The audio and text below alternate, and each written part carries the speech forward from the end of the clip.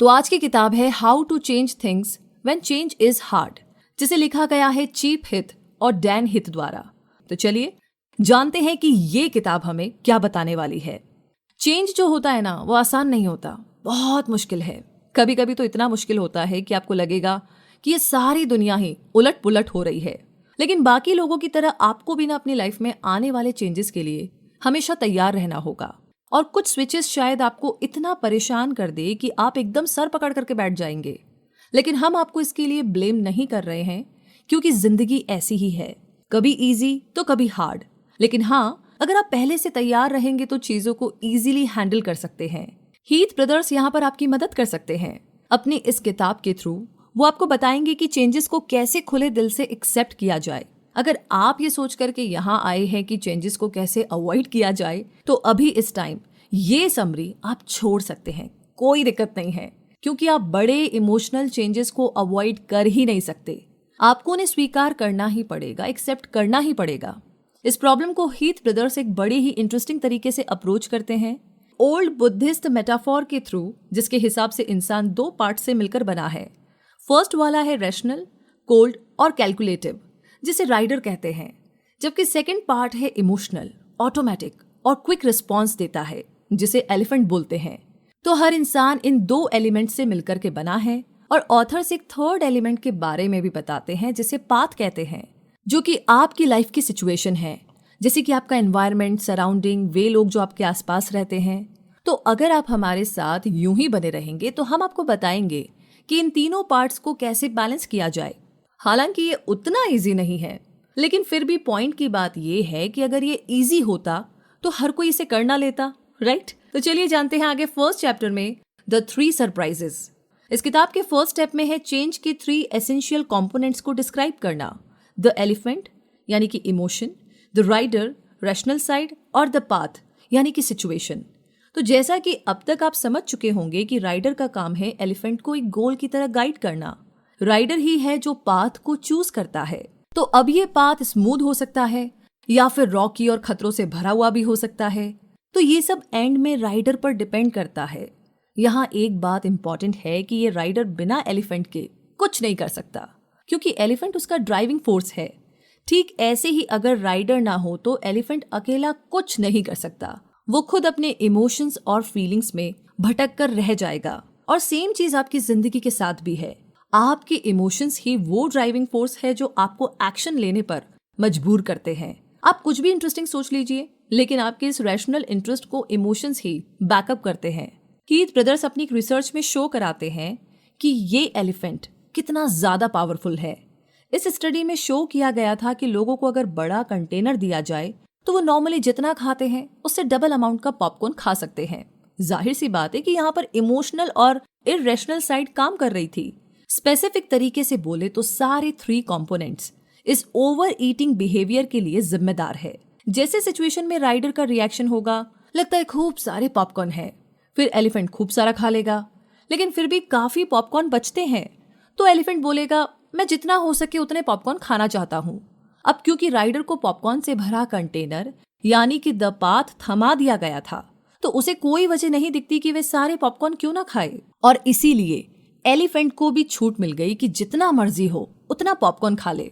तो अब बोलने की जरूरत नहीं है कि इसका इररेशनल साइड सिर्फ प्लेजर है, यानी इसको पॉपकॉर्न खाने में मजा आ रहा है, और जब तक रैशनल साइड इसे रोकेगी नहीं, ये प्लेजर के लिए खाता ही जाएगा। फर्स्ट चैप्टर का कंक्लूजन है कि आपको अपनी लाइफ के 3 एस्पेक्ट्स बैलेंस करने हैं, रैशनल, इररेशनल और सिचुएशनल एस्पेक्ट्स। तभी तो आप लाइफ के बिग चेंजेस को वेलकम कर पाएंगे। या जैसे हीथ ब्रदर्स समझाते हैं, राइडर को डायरेक्शन चाहिए और एलिफेंट को मोटिवेशन, और दोनों को अपने डेस्टिनेशन तक पहुंचने के लिए पाथ में कम से कम फ्रिक्शन चाहिए, जिससे कि वो जल्द से जल्द मंजिल तक पहुंचे।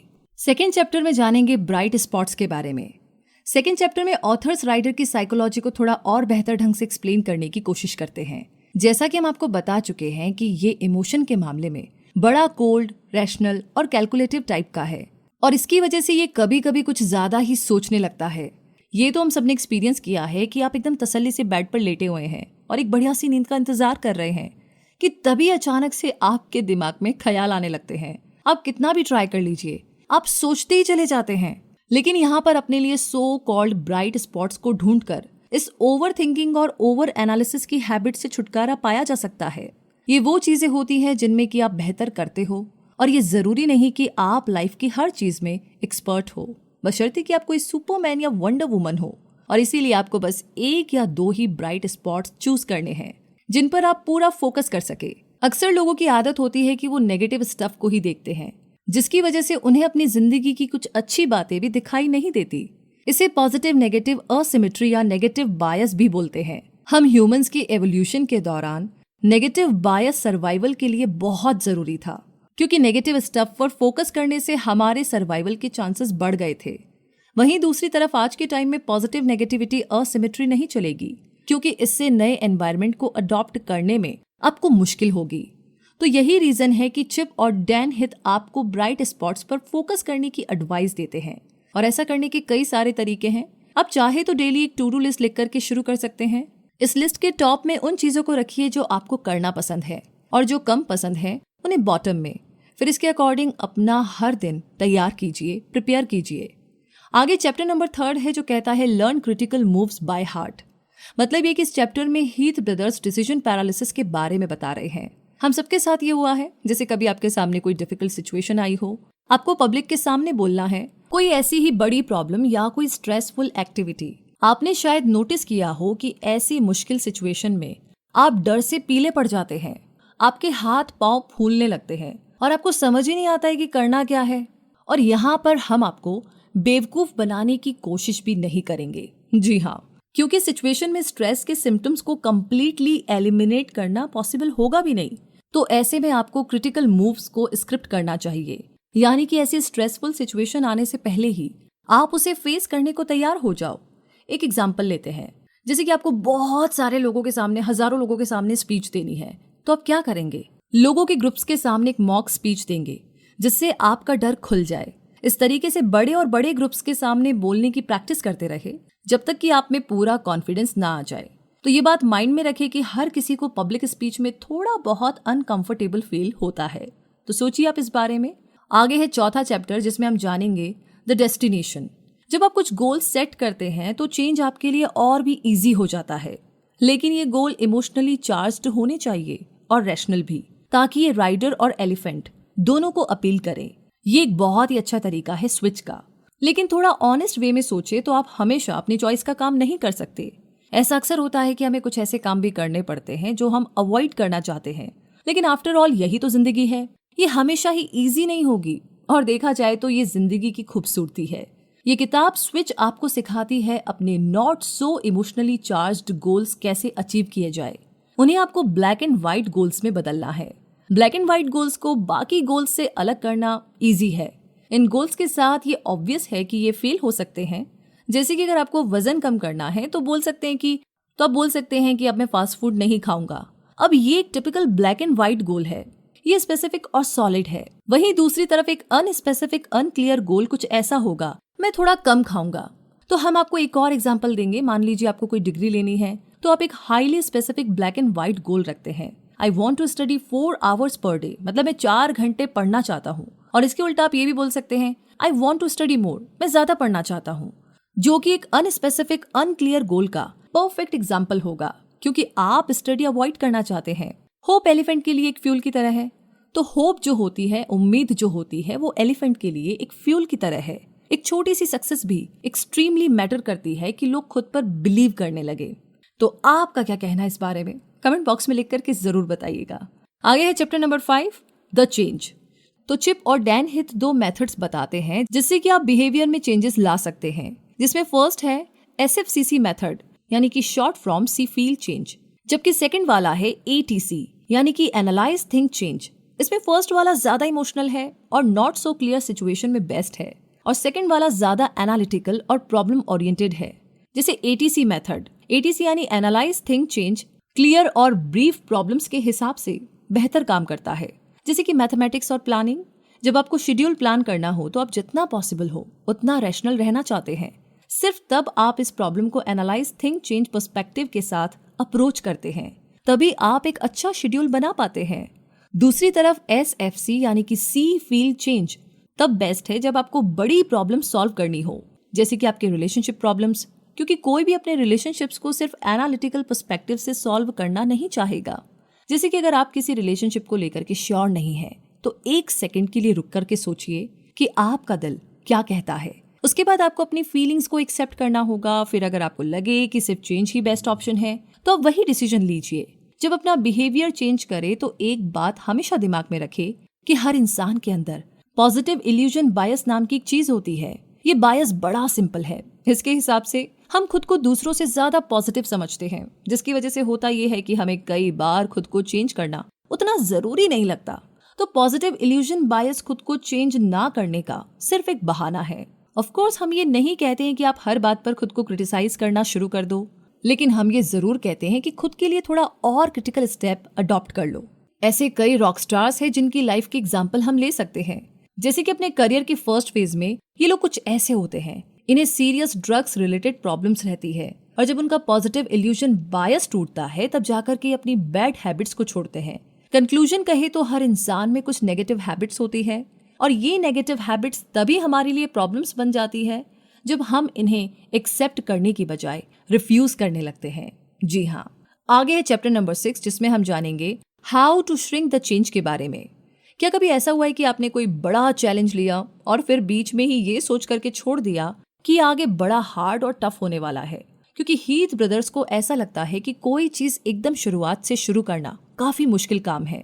जब आप रॉक बॉटम में होते हैं तो आपको समिट की झलक तक नहीं दिखती। हालांकि स्क्रैच से स्टार्टिंग एक्सट्रीमली मुश्किल होता है, लेकिन हम प्रॉब्लम्स को इतना बड़ा चढ़ा करके सोच लेते हैं कि ये और भी हार्ड लगता है। साइंटिस्ट ने ये चीज एक बड़े ही इंटरेस्टिंग एक्सपेरिमेंट से साबित की है।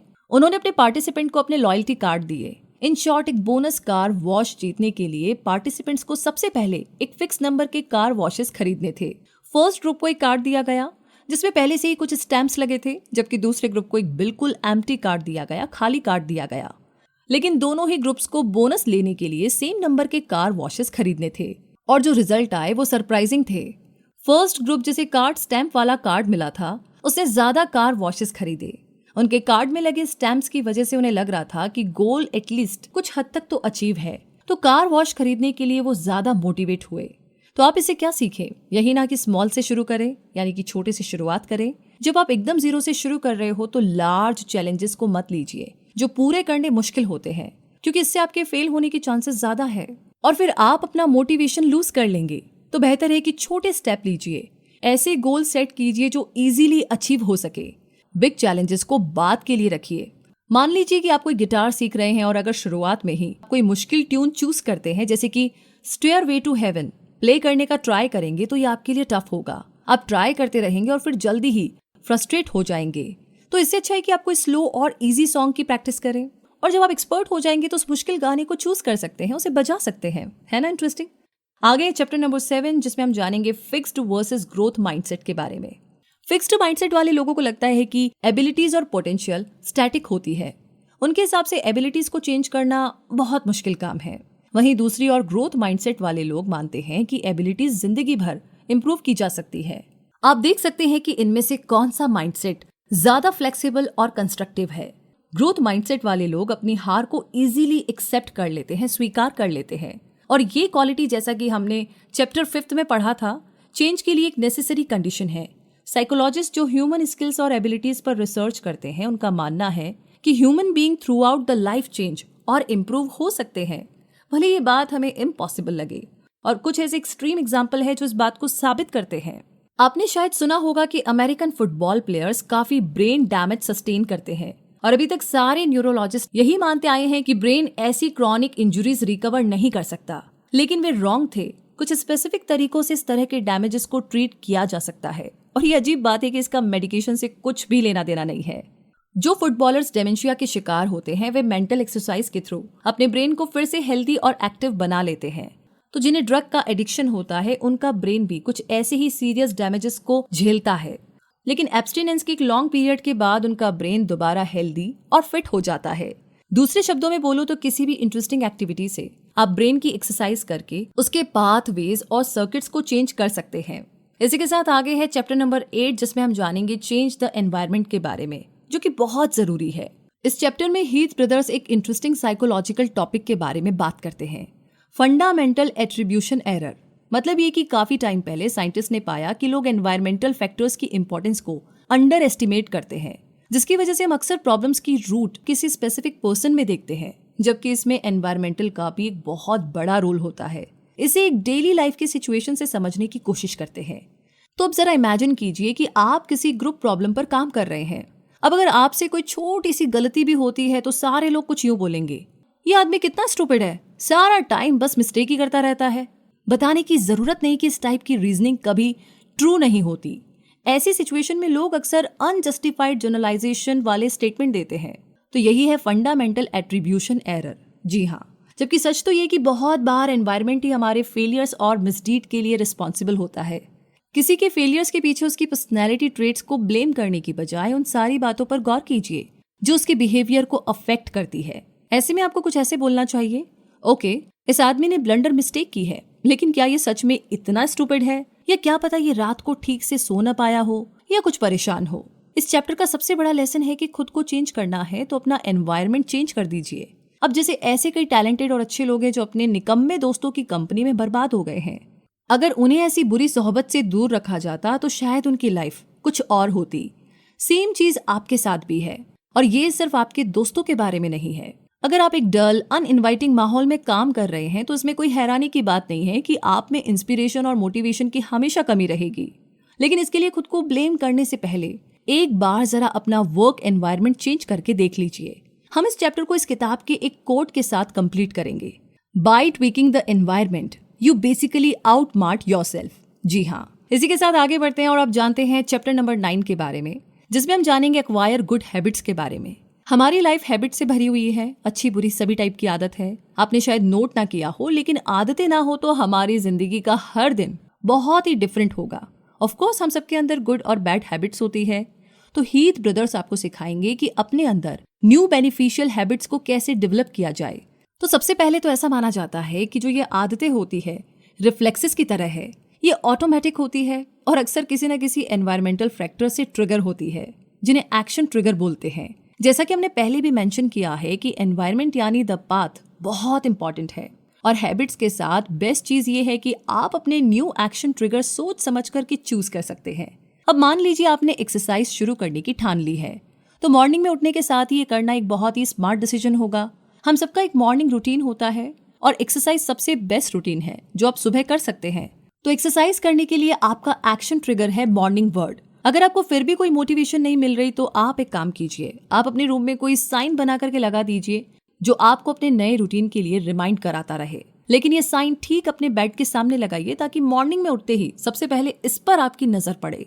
न्यू बेनिफिशियल हैबिट सस्टेन करनी हो तो चेकलिस्ट भी बड़ी काम की चीज है। हाँ, वैसे ये थोड़े से बोरिंग भी होते हैं, लेकिन एंड में ये काफी मददगार साबित होते हैं। एक और चीज, आप डेली की चेकलिस्ट बना करके भी अपना एक्शन ट्रिगर पा सकते हैं। अब जैसे कि आप अपने फेवरेट टीवी शो को चेकलिस्ट से एसोसिएट कर सकते हैं। हर एपिसोड से पहले आप चेकलिस्ट फील कर सकते हो और इस तरह आप खुद को ट्रीट करके एक नई आदत डाल सकते हैं। इन जनरल बोले तो हैबिट रीइंफोर्समेंट एक बहुत ही इंपॉर्टेंट चीज है। इसीलिए जितनी बार भी आप कोई न्यू बेनिफिशियल हैबिट मेंटेन करें तो खुद को रिवॉर्ड देना ना भूलें। आगे चैप्टर नंबर 10, जिसमें हम जानेंगे द हर्ड के बारे में। हम सब सोशल एनिमल हैं, हमें लोगों की कंपनी चाहिए, ये एक बहुत बड़ा फैक्ट है। और जिनके साथ हम रहते हैं उन लोगों का बिहेवियर एक तरीके से हमारे लिए एक कंपास की तरह है। एक्चुअल में हम जिनके साथ घूमते हैं रहते हैं उसमें एवरेज होते हैं। तो यहाँ हम इजीली अपना डायरेक्शन देख सकते हैं। अगर आप एक नॉर्मल फुलफिलिंग लाइफ जीना चाहते हैं तो हमारे आसपास वाले हमारी इस एस्पिरेशन को रिफ्लेक्ट करने चाहिए। अगर आप एक बहुत ऑनेस्ट और शांत पर्सन बनना चाहते हैं तो हमेशा जल्दीबाजी में रहने वाले लोगों के साथ घूमना स्टूपिड डिसीजन होगा, क्योंकि अनकॉन्शियसली आपका बिहेवियर उनसे इन्फ्लुएंस होता है जिनके साथ आप रहते हैं, और आपको खुद पता नहीं चलता कि कब आप उनके जैसे बन जाते हैं। ये एक बड़ा फैक्ट है। सोशल साइकोलॉजी से साबित हुआ है कि कन्फर्मिज्म स्ट्रॉन्गेस्ट ह्यूमन मोटिव्स में से एक है। वैसे हम यहाँ कन्फर्मिज्म वर्ड का यूज थोड़ा डिग्रेडिंग वे में कर रहे हैं, लेकिन कोई भी इससे बचा नहीं जा सकता। जैसा हम पहले भी मेंशन कर चुके हैं कि ये ऑटोमेटिक है, आप हार्डली इसे कंट्रोल कर सकते हैं। अपनी लाइफ से इसे पूरी तरीके से एलिमिनेट करने से बेहतर है कि आप अच्छे लोगों के साथ रहे जिनका लाइफ गोल आपकी तरह सेम हो। ये चीज दूसरे एंगल से भी अप्लाई होती है। अगर कुछ लोग बाकी ग्रुप से अलग हो जाते हैं तो आप इस फैक्ट को एम्फसाइज करके उन्हें कंफर्म होने के लिए मोटिवेट कर सकते हैं। आगे चैप्टर नंबर 11, जिसमें हम इस लाइन के बारे में जानेंगे, कीप इट गोइंग। जी हाँ, दृढ़ता जो होती है, डिटर्मिनेशन जो होती है, वो एक चाबी है। आप यहाँ मेंशन किए गए सारे स्टेप्स को फॉलो करके भी फेल हो सकते हैं। अगर आप में दृढ़ता की कमी है, परसिवियरेंस की कमी है, तो सबसे बड़ी मुश्किल यहाँ पर ये है कि फेलियर्स कैसे हैंडल किए जाए। जितनी जल्दी आप ये इंपॉर्टेंट फैक्ट एक्सेप्ट करेंगे, उतना ही बेटर आप फ्यूचर डिफिकल्टीज को हैंडल कर पाएंगे। जितने भी सक्सेसफुल लोग हैं, उनका सीक्रेट दृढ़ता ही है। वो इतने स्टबर्न होते हैं कि एंड में फेलियर्स भी उनके आगे हार मान लेती है। कभी भी फेल होने के डर से हार मत मानिए, बल्कि इसके उलट हर अनसक्सेसफुल अटेम्प्ट के साथ आप अपनी सक्सेस के और भी क्लोज आ जाते हैं। हम ये सब बनाकर नहीं बोल रहे हैं। आप किसी भी सक्सेसफुल इंसान को ले लीजिए, आप खुद ही देखेंगे कि परसिवियरेंस यानी कि दृढ़ता ही उनका सीक्रेट है। एक और इम्पॉर्टेंट चीज है, कई ऐसे रैंडम फैक्टर्स हैं जो प्रिडिक्ट नहीं कर सकते। आपकी लाइफ बहुत अच्छी होगी, लेकिन ये कभी बहुत बुरी भी हो सकती है। लेकिन इन रैंडम इवेंट से खुद को टूटने ना दे। इन रैंडम फैक्टर्स का एक टिपिकल सा एग्जाम्पल है जब आपका पार्टनर बिना किसी वजह के आपको छोड़ देता है। अब तक सब ठीक था, आप दोनों साथ में खुश थे, कि तभी एक दिन आपका पार्टनर आपसे कहता है it's not you, it's me, या फिर ऐसा ही कोई स्टूपिड सा रीजन देता है। अब जाहिर है कि आपका दिल टूट जाएगा। तो ऐसे में कुछ दिन दुखी फील करना बहुत ही नॉर्मल सी बात होती है। रोने से भी दुख हल्का होता है, लेकिन आप इसकी वजह से खुद को टूटने ना दे, क्योंकि आपको डिप्रेशन में नहीं जाना है। हमें लगता है कि इस तरह के रैंडम इवेंट्स को झेलना फेलियर से कहीं ज्यादा मुश्किल है, जो कि प्योरली आपकी फॉल्ट होती है। लेकिन ये लाइफ है जो कि आपके कंट्रोल में नहीं है। उसे रैशनलाइज करना इतना इजी नहीं है। बहुत से लोगों की नजर में अब्राहम लिंकन अमेरिका के मोस्ट इंपॉर्टेंट प्रेसिडेंट में से एक है। उन्होंने अमेरिका में स्लेवरी हटा करके डेमोक्रेसी कायम की थी, लेकिन उनकी लाइफ इतनी दुख भरी थी, किसी चमत्कार से कम नहीं था। जब लिंकन बहुत छोटे से थे तो उनकी माँ चल बसी। उनकी एक सिस्टर थी सारा, जिसने उन्हें पाला पोसा, लेकिन बदकिस्मती से सारा भी जल्दी ही चल बसी। लिंकन की फर्स्ट वाइफ शादी के तुरंत बाद मर गई थी। उनके तीनों बेटे भी एक के बाद एक चल बसे। उनका प्रोफेशनल करियर भी मुश्किलों से भरा रहा, लेकिन अब्राहम लिंकन ने हार नहीं मानी। वो अपनी मंजिल की तरफ बढ़ते चले गए, और आपको भी इसी तरीके से अपने गोल की तरफ चलते रहना है, चाहे कुछ भी हो जाए। तो आपको भी इसी तरीके से अपने गोल की तरफ चलते रहना है, चाहे कुछ भी हो जाए। तो मुद्दा मामला ऐसा है, और कंक्लूजन ये है कि दोस्तों, इस ऑडियो में हमने देखा कि अगर हमें चेंज होना है तो हमें 3 चीजों को समझना होगा। पहला है राइडर, यानी हमारा रैशनल माइंड, इंटेलिजेंट माइंड जो सोचता है। दूसरा है एलिफेंट, यानी हमारा इररेशनल माइंड, यानी कि इमोशनल माइंड। और तीसरा आता है हमारा पाथ, यानी कि हमारी सराउंडिंग्स, हमारा एनवायरनमेंट और हमारे आसपास के लोग। अगर हमें चेंज होना है, स्विच करना है, तो हमें इन तीनों को बैलेंस करना सीखना पड़ेगा। स्विच के लिए हमें सबसे पहले अपनी सारी एनर्जी सिर्फ एक टास्क पर लगानी पड़ेगी, ताकि हमें ज्यादा सोचना ना पड़े और कंफ्यूजन ना हो। फॉर एग्जाम्पल, अगर आप हेल्दी रहना चाहते हैं तो आप अपनी सुबह की चाय या कॉफी में चीनी डालना बंद कर दीजिए। अगर आप एक साथ 10 एक्शंस के बारे में सोचेंगे कि मैं जिम भी जा लूं, मैं दौड़ भी लूं, मैं डाइट भी फॉलो कर लूं, मॉर्निंग में जॉगिंग भी करूं, तो सच बोलती हूँ कुछ नहीं होगा। सिर्फ एक छोटे टास्क पर फोकस कीजिए।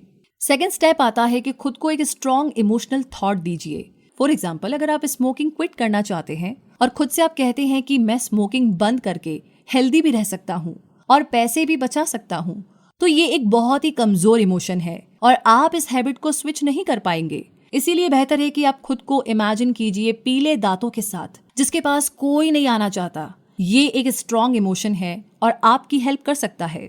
और अब इसी के साथ लास्ट स्टेप आता है कि अपना एनवायरनमेंट चेंज कीजिए। अगर आपके आसपास सारे लोग टाइम वेस्ट करने वाले हैं, तो ना चाहते हुए भी ये एनवायरनमेंट भी आपको टाइम वेस्ट करने के लिए मजबूर कर देगा। उसी तरह अगर आपके आसपास सारे लोग गोल ओरिएंटेड है और बिल्कुल टाइम वेस्ट नहीं करते हैं, तो ये एनवायरनमेंट आपको भी फोकस्ड बना देगा और वहां पहुंचा देगा जहां आप जाना चाहते हैं। सुनने समझने में काफी आसान लगा, अप्लाई तो आपको करना ही होगा। आई नो थोड़ा मुश्किल है, लेकिन विश्वास कीजिए ये हो जाएगा, क्योंकि काफी लोगों ने ऐसा किया है और अपने गोल्स को अचीव किया है। तो इसी के साथ ये समरी यहीं पर समाप्त होती है। इस समरी के बारे में क्या कहना चाहते हैं, कैसी लगी आपको ये समरी, कौन सी बात आपको बहुत अच्छी लगी, प्लीज कमेंट बॉक्स में लिख करके मुझे जरूर बताइएगा।